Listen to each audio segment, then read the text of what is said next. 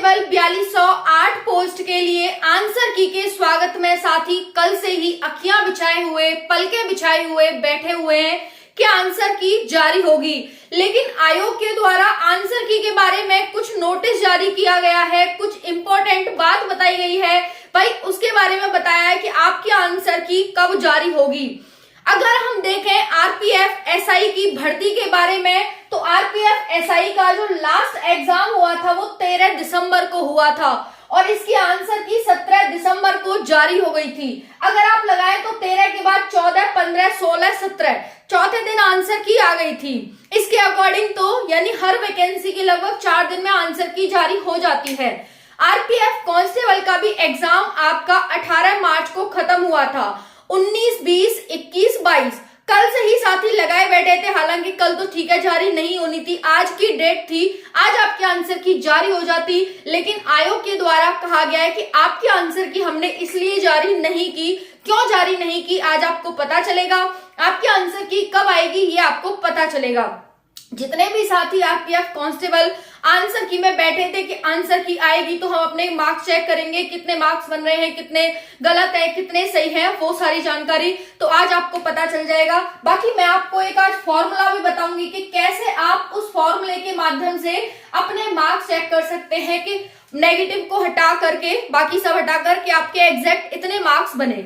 चलिए बात करते हैं आरपीएफ कांस्टेबल आंसर की 4208 पोस्ट के लिए इंतजार में अभ्यर्थी अपनी अखियां बिछाई हुए बैठे हैं कि हम स्वागत करेंगे आंसर की का। लेकिन आपकी जो आंसर की है वो इस दिन जारी होगी। साथियों जान लो यहाँ पर किस दिन जारी होगी, बाकी आप कैसे ऑब्जेक्शन रेज करेंगे, क्या क्या डाल करके आप अपनी आंसर की चेक करेंगे वो भी देख लेना। देखिए आपकी जो आंसर की आएगी वो 24 मार्च को आएगी। 24 मार्च को 6 बजे आपकी आंसर की जारी होगी। क्या कारण बताया है किस वजह से आपकी आंसर की नहीं आई वो भी आप देख लो।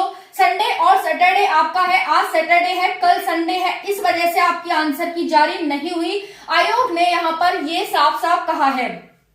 अब आपकी आंसर की 24 मार्च को आएगी और आप अपनी आंसर की सिर्फ 29 मार्च तक ही देख सकते हैं। तो इस डेट के बीच में आप अपनी आंसर की चेक कर लेना भाई। 12 बजे रात को 12 बजे तक ये आपकी आंसर की यानी 5 दिन लगभग आपकी आंसर की रहने वाली है। 24 की शाम को आएगी, 25, 26, 27, 28, 29 को रात तक अपने आंसर की चेक कर लेंगे।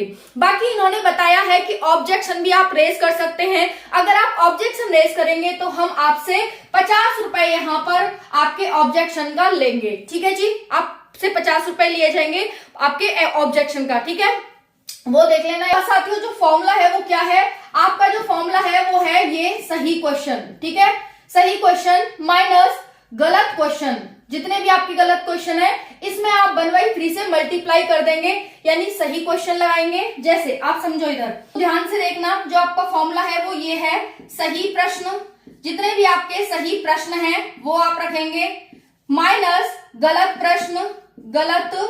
प्रश्न इनटू कर देंगे आप 1/3 से।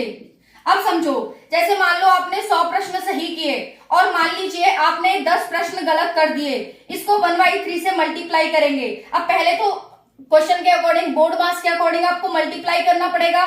तो जब 10 से 3 को डिवाइड करेंगे, 10 एकम 10, 3 से डिवाइड करेंगे तो आपका आ जाएगा 3.3। अब 100 में से 3.3 को आप घटा देंगे। जब 3.3 को घटाएंगे तो आपका जो स्कोर बनेगा तो 96.7 मार्क्स आपके बचेंगे। तो ये है आपके ओरिजिनल मार्क्स। अब जो नॉर्मलाइजेशन होगा उसमें भी इफेक्ट पड़ता है माइनस मार्किंग का, तो बाकी उसका आप देख लेना कैसे होगा। बाकी आप ऐसे अपना स्कोर निकाल पाएंगे। बस ये देखना आंसर की में जो आपके ग्रीन वाले होंगे वो आपके सही प्रश्न होंगे, जो रेड वाले होंगे वो आपके गलत प्रश्न होंगे। सही प्रश्नों को आपको यहाँ पर रखना है, गलत प्रश्न को यहाँ पर रखना है, 1/3 से मल्टीप्लाई कर देनी है, डिवाइड करके यहाँ से इसमें से घटा देना है। आपके सही प्रश्नों जो आपके मार्क्स होंगे वो आपको पता चल जाएंगे। आई होप ये जानकारी आपको पसंद आई होगी, समझ में आ गई होगी कैसे फॉर्मूले के माध्यम से आप अपने मार्क्स निकालेंगे। जिस भी साथी के जितने मार्क्स बने आप कमेंट में जरूर बताइएगा। पर हाँ, अब आपको थोड़ा सा इंतजार और करना पड़ेगा क्योंकि कल संडे है, परसों यानी 24 मार्च को आपके आंसर की आ जाएगी। जय हिंद, धन्यवाद।